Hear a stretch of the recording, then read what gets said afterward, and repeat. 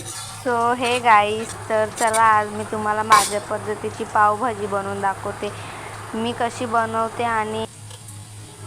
कशी बनवते पावभाजी ते सुद्धा बघा आणि तुम्ही सुद्धा तुमच्या घरी ट्राय करून बघा कशी होते काय.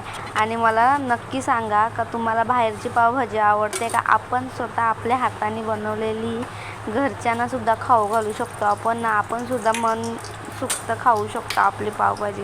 म्हणून तुम्ही मला नक्की कमेंटमध्ये सांगा की पावभाजी कशी झाली होती आणि नक्की पावभाजी बनवा तुम्ही. मी खूप साध्या सिंपल पद्धतीने तुम्हाला दाखवली आणि मी सुद्धा अशीच बनवते. मी काय असं नाही का सिक्रेट मसाला टाकते किंवा एनिवे दुसरा काहीतरी, पण असं काहीच नसतं. मी जे बनवते घरात तसंच सेम तुम्हाला दाखवते आणि मला आवडतं तुम्हाला दाखवायला. म्हणून तुम्ही सुद्धा ट्राय करा घरी नक्की. पावभाजी तुमची पण खूप छान अशी बनवून बघा तुम्ही.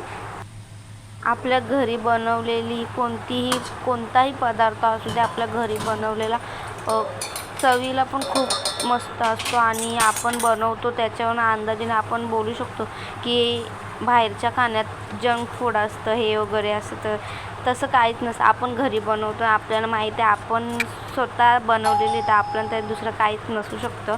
आणि आपल्या घरच्यांना सुद्धा माहिती पडलं की आपल्या मुलीने किंवा आपल्या मुलाने आपल्यासाठी काहीतरी किचनमध्ये तो काहीतरी बनवतो आहे आपल्यासाठी, ते सुद्धा आनंदी होऊन करतात. आणि आपण बाहेरून आणतो त्या पदार्थाला एवढा इम्पॉर्टंट नाही देत घरात, ते खातात म्हणून खातात.